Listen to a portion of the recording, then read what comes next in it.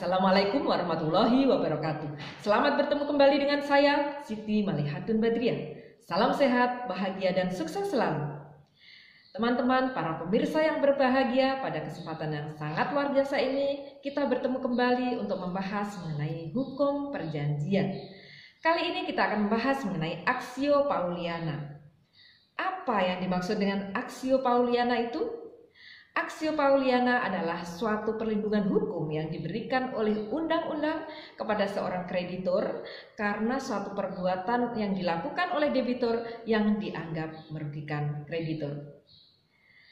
Perlindungan hukum ini berasal dari hukum Romawi yang berkaitan dengan hukum benda, yaitu sesuai dengan pasal 1131 yang berkaitan dengan pasal 1341 Kitab Undang-Undang Hukum Perdata. Pasal 1341 Kitab Undang-Undang Hukum Perdata, di situ dikatakan bahwa meskipun demikian, tiap orang berpiutang boleh mengajukan batalnya segala perbuatan yang tidak diwajibkan yang dilakukan oleh seorang berutang dengan nama apapun juga yang merugikan orang-orang berpiutang. Asal dibuktikan bahwa ketika perbuatan dilakukan, baik si berutang maupun orang dengan siapa si berutang itu berbuat, mengetahui bahwa perbuatan itu membawa akibat yang merugikan orang-orang yang berpiutang. Jadi prinsipnya di sini dalam pasal 1341 itu dimungkinkan bahwa seorang kreditor atau pihak yang berpiutang bisa mengajukan gugatan akibat adanya suatu perbuatan yang dilakukan oleh seorang debitur atau pihak yang berutang dengan pihak lain atau pihak ketiga yang dianggap merugikan kreditor. Nah, ini berkaitan dengan hukum benda dalam pasal 1131 Kitab Undang-Undang Hukum Perdata, yaitu berkaitan dengan asas Schuld und Haftung, bahwa prinsipnya seseorang itu bertanggung jawab atas utangnya. Tanggung jawab mana dalam hal ini? Jika diperlukan, orang tersebut harus bisa menjual harta bendanya untuk digunakan melunasi utang-utang debitur tersebut kepada para kreditor. Nah, ini kaitannya tadi pasal 1341 dan pasal 1131 Kitab Undang-Undang Hukum Perdata, yaitu dalam kaitan hukum benda. Jadi di sini orang yang berutang harus bertanggung jawab atas utangnya. Jadi harus membayar utangnya.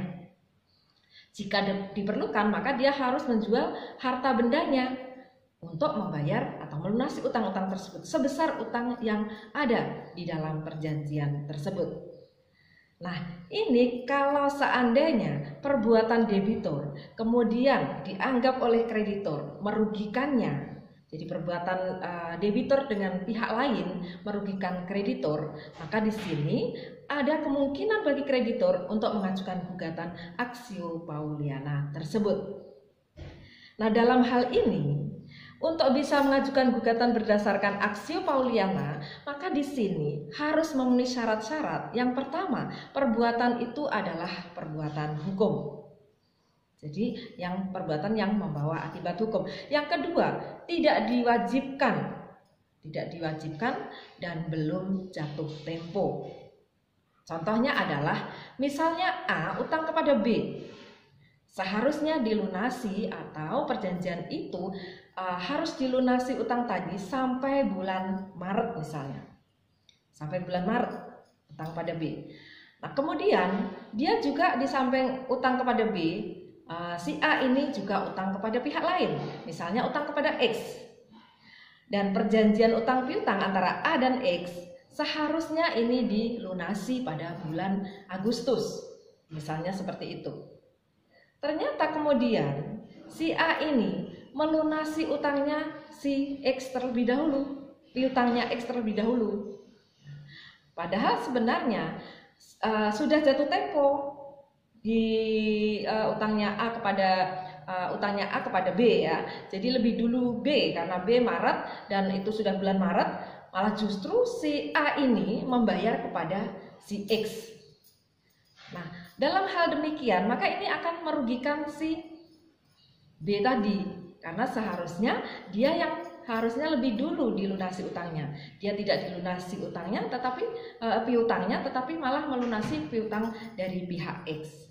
Nah, ini si B bisa mengajukan gugatan berdasarkan aksio Pauliana tersebut. Karena apa? Karena perbuatan si A utang kepada X dan dia membayar piutangnya X tadi seharusnya lebih belakangan karena belum jatuh tempo, malah justru sudah dibayar dulu. Sedangkan yang sudah jatuh tempo yaitu kepada B malah belum dibayar.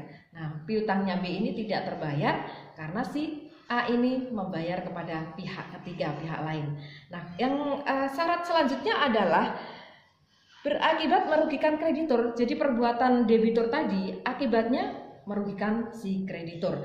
Kemudian juga debitur dan pihak ketiga tahu bahwa ini merugikan kreditur. Jadi akibat perbuatan debitur tadi, baik debitur maupun pihak ketiga yang berhubungan hukum dengan debitur tadi, ini tahu atau seharusnya tahu bahwa di sini merugikan kreditur. Nah, itu syarat-syaratnya. Kemudian ada syarat tambahan bahwa telah jatuh tempo. Maksudnya telah jatuh tempo bagi si kreditur tadi. Jadi misalnya tadi dalam contoh bahwa A utang kepada B dan harus dilunasi pada bulan Maret. Kemudian utang kepada X harus dilunasi pada bulan Agustus. Nah, pada saat ini bulan Maret tidak melunasi si A kepada si B, tidak melunasi piutangnya B.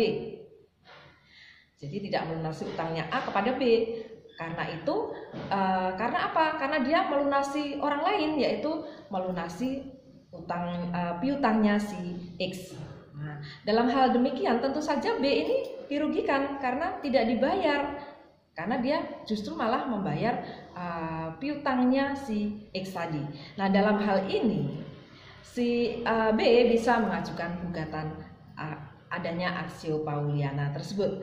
Nah, jadi di sini aksio Pauliana prinsipnya adalah merupakan suatu perlindungan hukum yang diberikan oleh undang-undang kepada seorang kreditor karena akibat perbuatan yang dilakukan oleh debitur yang dianggap merugikan kreditor. Demikian apa yang bisa saya sampaikan mengenai aksio Pauliana pada kesempatan yang sangat luar biasa ini. Terima kasih atas perhatian teman-teman dan para pemirsa semuanya. Jangan lupa subscribe bagi yang belum subscribe dan bunyikan juga loncengnya supaya selalu mendapatkan update video-video terbaru saya. Dan jangan lupa pula like, komen, dan share supaya video-video ini bermanfaat untuk lebih banyak orang lagi. Dan mohon maaf apabila ada kekurangan. Terima kasih. Wassalamualaikum warahmatullahi wabarakatuh.